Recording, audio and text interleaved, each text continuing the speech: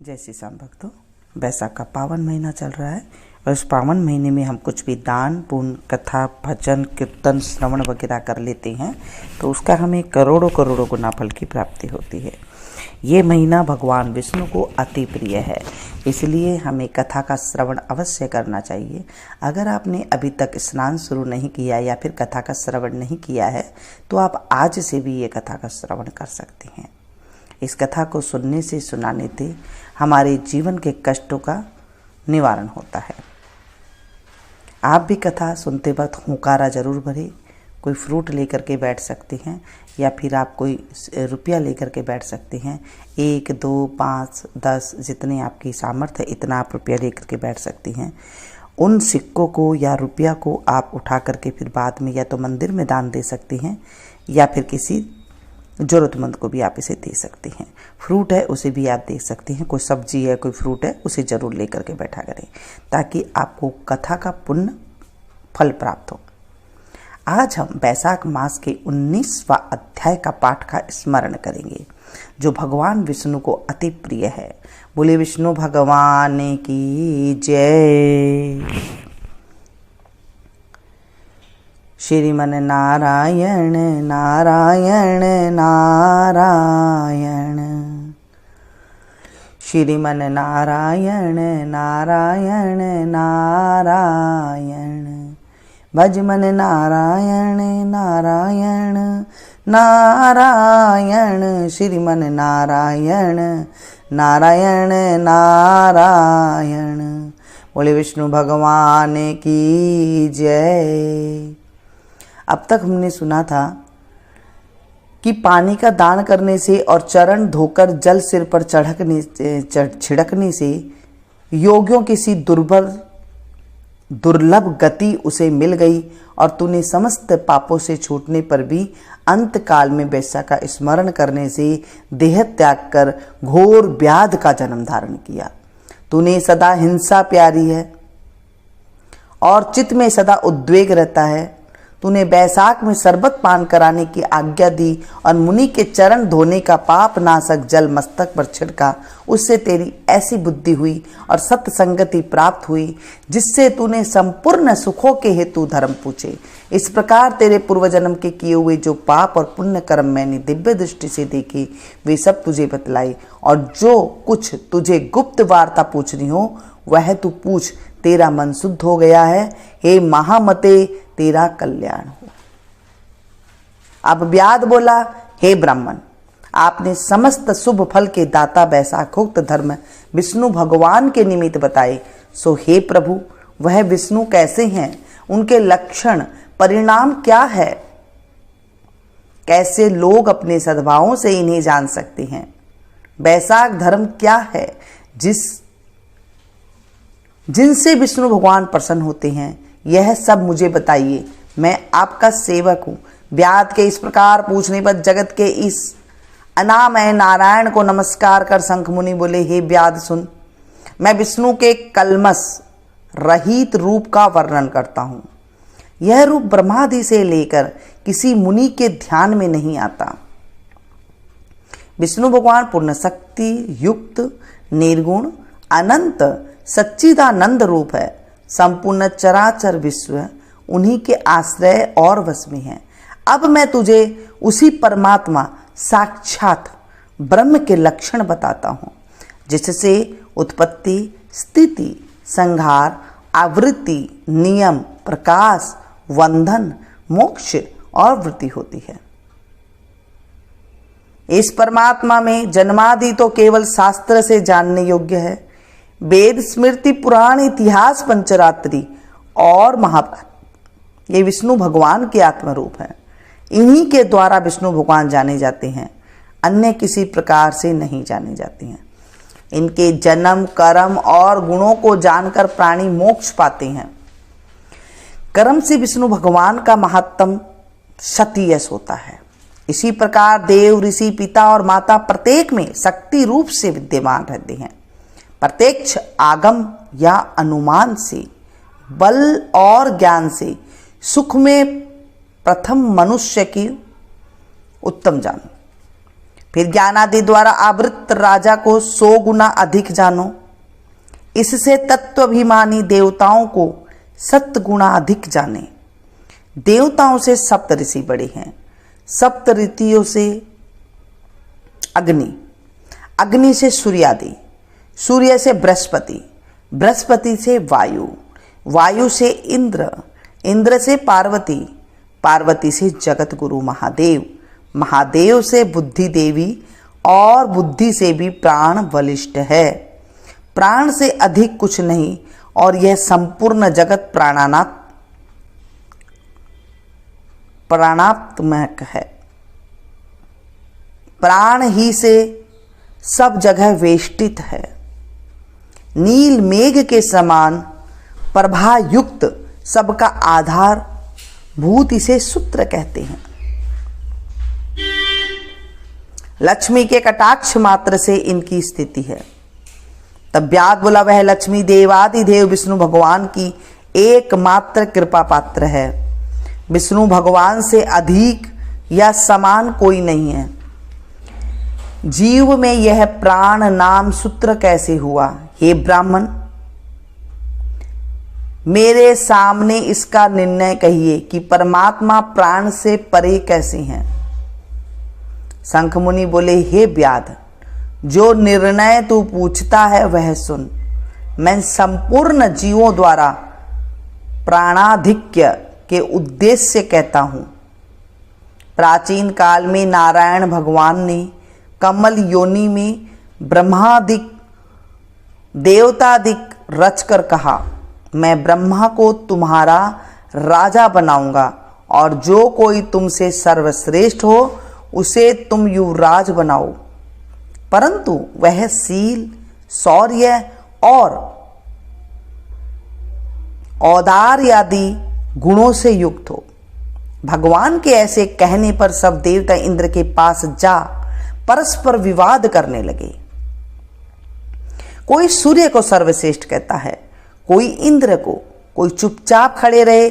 जब वह किसी प्रकार निर्णय नहीं कर पाए तब नारायण के पास गए और नमस्कार कर हाथ जोड़ कहने लगे, हे महाराज, हमने आपस में बहुत विचार किया परंतु हम में से कोई भी अधिक श्रेष्ठ नहीं दिखाई देता है।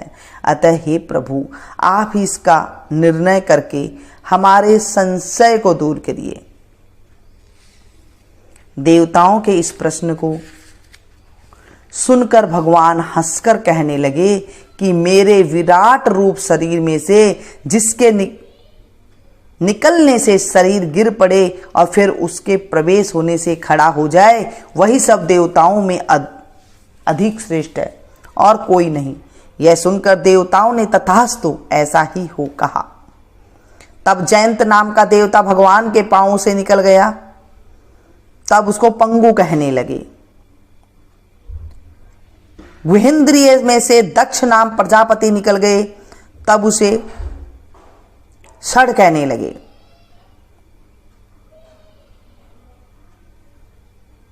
हाथों से संपूर्ण देवताओं का स्वामी इंद्र निकला, उसे हस्तहीन कहने लगे। नेत्रों से सूर्य निकला, तब उसे काना कहने लगे। नाक से अश्विनी कुमार निकले, उसे नासिका रहित कहने लगे।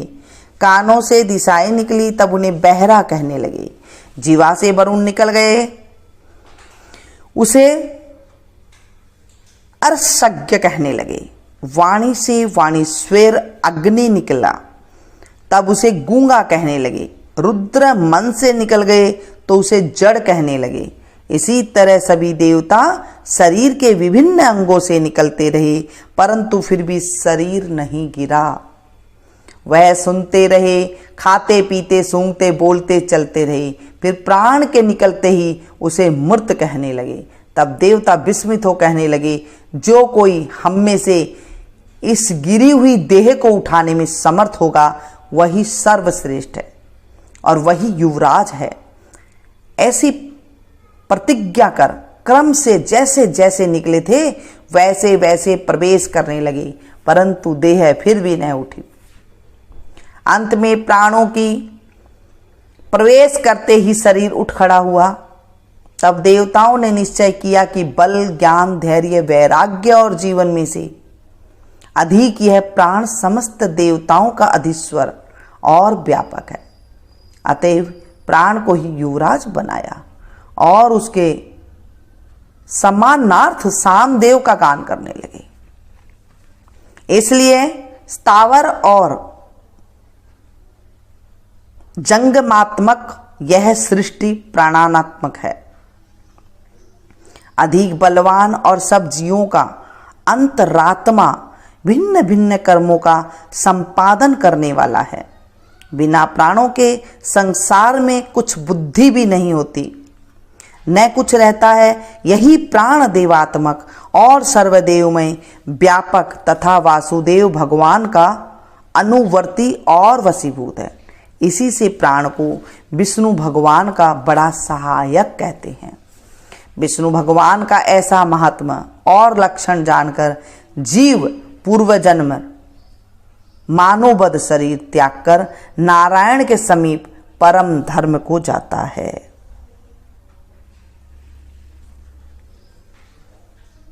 शंख मुनि के ऐसे वाक्य सुन व्याध प्रसन्न हो कहने लगा, सर्वेश्वर, प्राण की महिमा जो कहीं भी विदित नहीं है न सुनी गई है, आप मुझसे कहिए। तब शंख मुनि बोले, प्राचीन काल में देवादिदेव अनामय नारायण भगवान का अश्वमेघ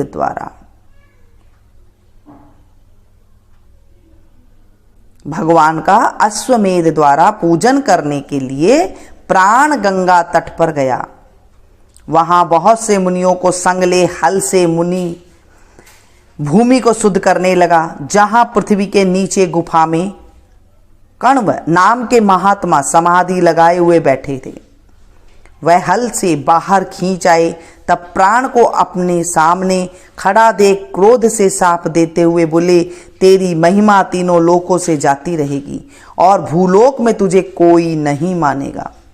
मुनि के ऐसे कहने पर क्रोध कर प्राण बोला, मैं निरपराध हूं, तूने बिना अपराध मुझे श्राप दिया है, इसलिए हे कण्व, तू गुरुद्रोही हो और तेरी वृत्ति विश्व में निंदित हो।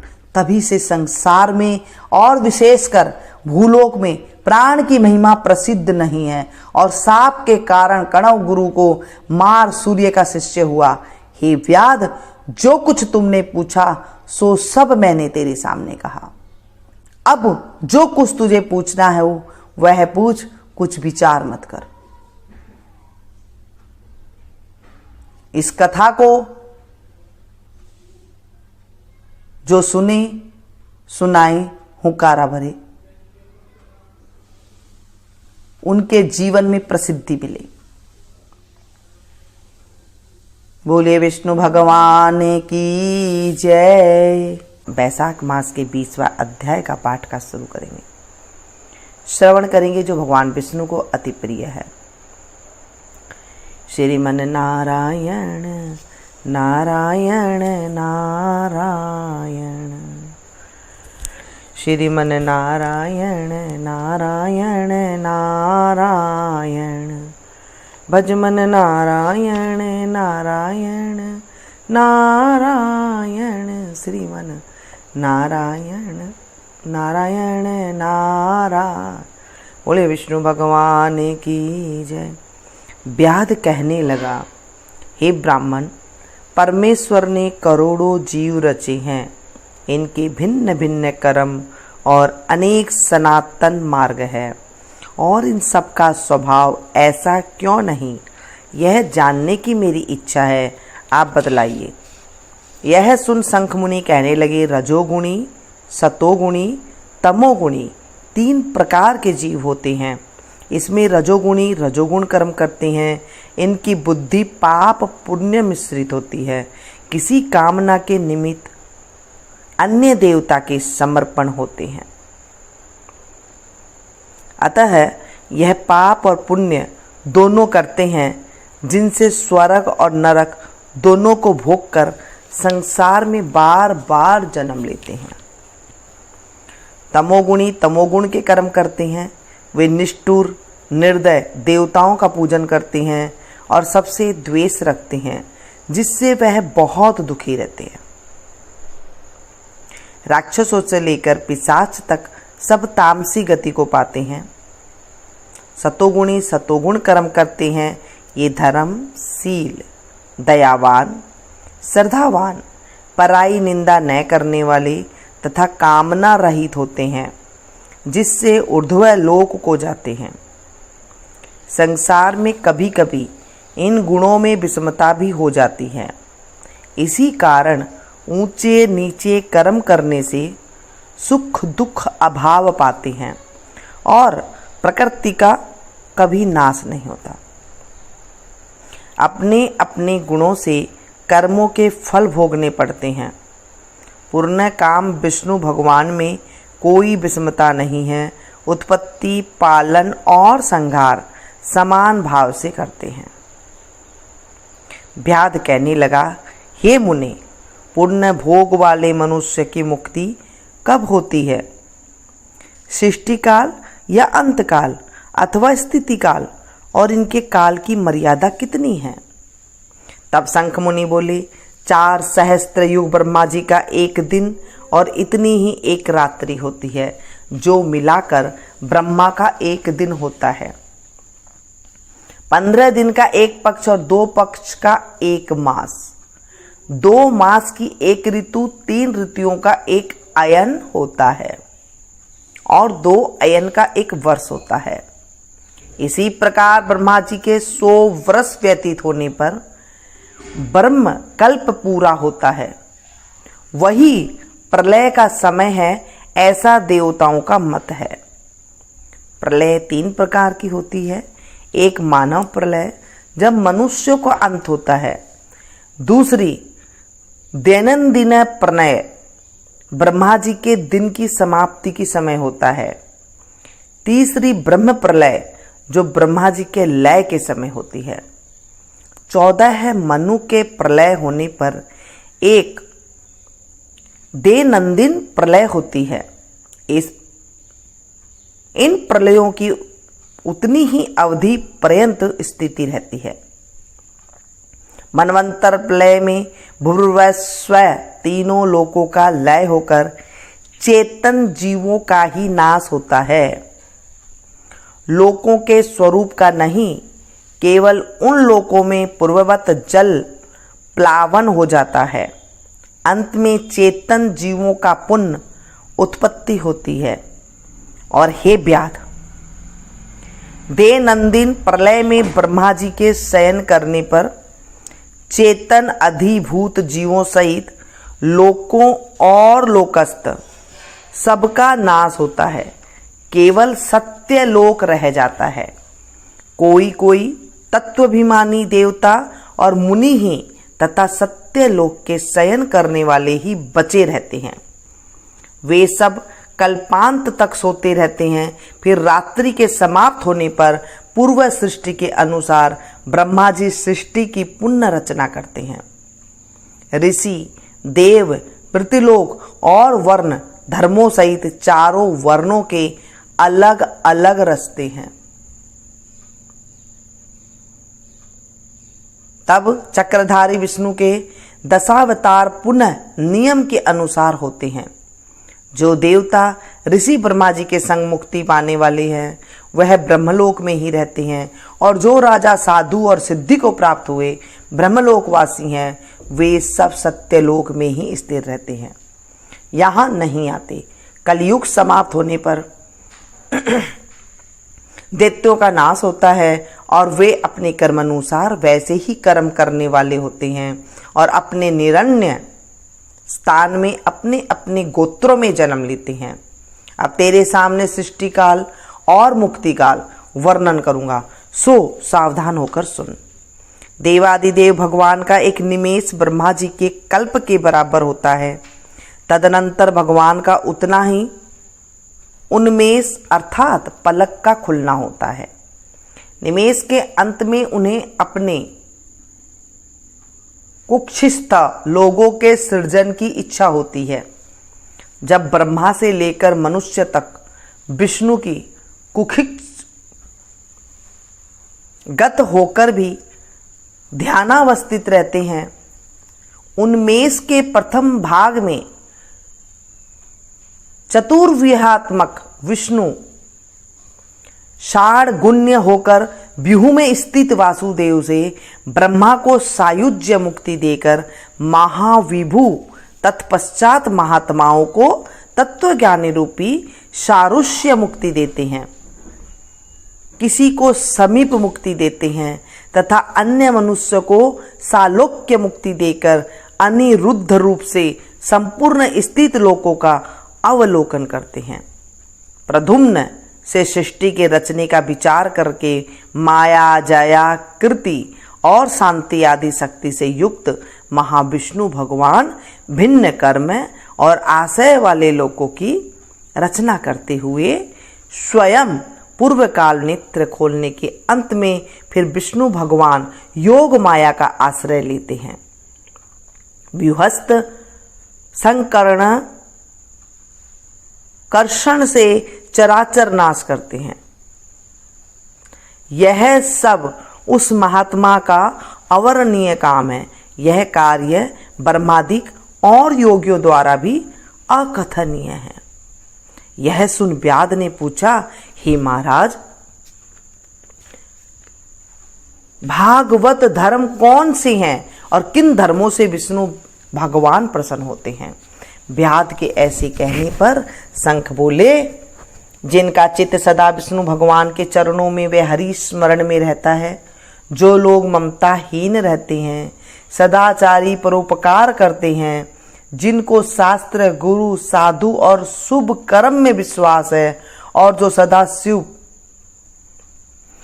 विष्णु भगत है, वही भागवत धर्म है। सब देशों में घूमना, सब कर्मों को करना और धर्मों को सुनना, परंतु चित्त को विषयों में रखने वाले कुछ भी नहीं कर सकते। कामना रहित होकर श्रद्धा पूर्वक जो विष्णु संबंधी धर्म किए जाते हैं, वही भागवत धर्म है।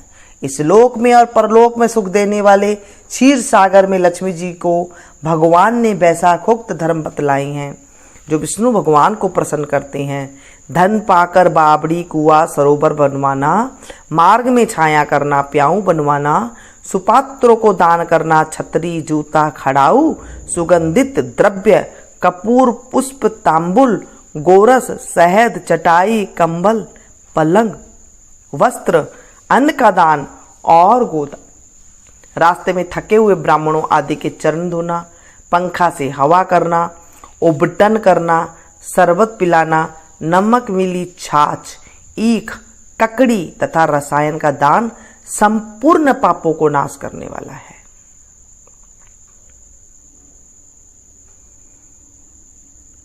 पितृश्वरों को तर्पण करे, तेल उबटन छोड़ दे, कांसे के पात्र में भोजन न करे, निषिद्ध भोजन और व्यर्थ विवाद ना करे, लौकी, गाजर, तोरई, चौलाई, बैंगन, मसूर, मूली, गूलर, बेलफर, लिशोड़ा का सेवन वैशाख में भूल कर भी न करे,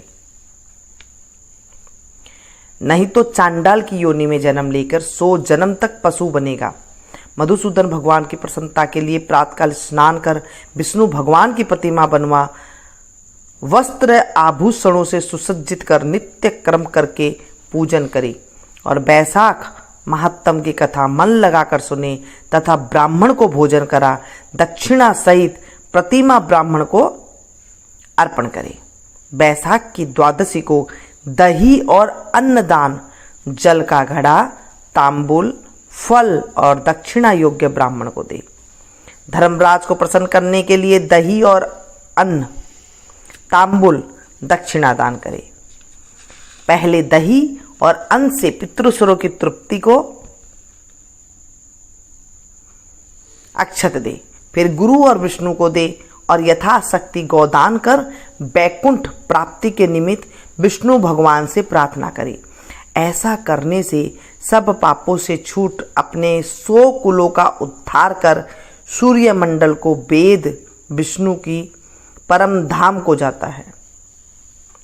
जब श्रुतदेव जी वैशाख मास के धर्मों की कथा कह रहे थे, इतने में ही वहां पंचशाखी वृक्ष पृथ्वी पर गिर पड़ा और उस वृक्ष की कोटर में से एक बड़ा भयंकर सर्प तत्काल पाप रूपी देह का त्याग कर हाथ जोड़ सिर झुका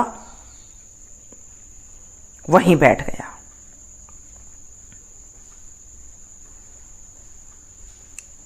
इस पाप नाश रूपी कथा को जो पढ़ता है, सुनता है, सुनाता है, उसके सब पाप नष्ट हो जाते हैं। बोले विष्णु भगवान की जय। श्रीमन नारायण नारायण नारायण, श्रीमन नारायण नारायण नारायण, भज मन नारायण नारायण नारायण, श्रीमन नारायण नारायण नारायण। बोले विष्णु भगवान की जय। आज हमने कथा सुनी कि बैसाख के महीने में हमें क्या क्या खाना चाहिए और क्या क्या नहीं खाना चाहिए, क्या दान देना चाहिए। इस कथा को आप ज़्यादा से ज़्यादा लोगों के पास शेयर करें ताकि आपको भी कथा सुनाने का फल प्राप्त हो। कथा आप दिन में किसी भी टाइम सुन सकते हैं, जिस टाइम पे आप फ्री बैठे हो, यानी कि कोई काम वगैरह ना हो, उस टाइम पे आराम से कथा को सुने। ऐसे नहीं कि भाग दौड़ करते हुए सुबह सुबह कर ली। अगर आपके पास सुबह टाइम है तो आप सुबह आराम से कथा को सुने, औरों को सुनाएं। इससे आपको भी जो है पुण्य की प्राप्ति होगी। मिलती हूँ फिर से एक नई कथा के साथ, नई जानकारी के साथ। तब तक आप लोग देखते रहिए।